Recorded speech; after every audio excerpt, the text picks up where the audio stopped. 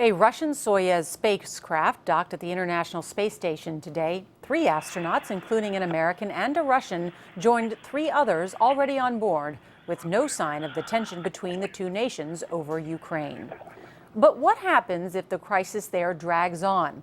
Right now, American astronauts and satellites cannot get off the ground without engines made in Russia.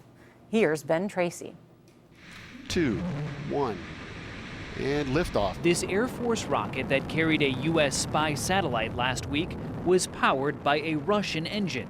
Their engines help launch about half of all U.S. military rockets. Space writer and CBS News consultant Bill Harwood. It's the only engine in the world in its power class, nearly 1 million pounds of thrust, and it's extremely reliable.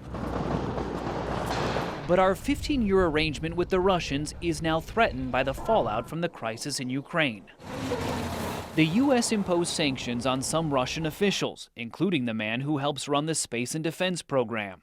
He's now threatening to ban Russian rocket engines on U.S. military flights, and on Twitter suggested the U.S. deliver its astronauts to the International Space Station using a trampoline rather than Russian spacecrafts. It's all served to stir up the pot and create a widespread awareness of just how much dependence on Russian space technology there actually is. There are 16 Russian engines currently in the U.S. If we don't get more, 9 missions will be delayed, costing the government $2.5 billion. And liftoff of the Falcon 9 rocket. California-based SpaceX will unveil a new spacecraft tonight that it hopes will one day carry humans.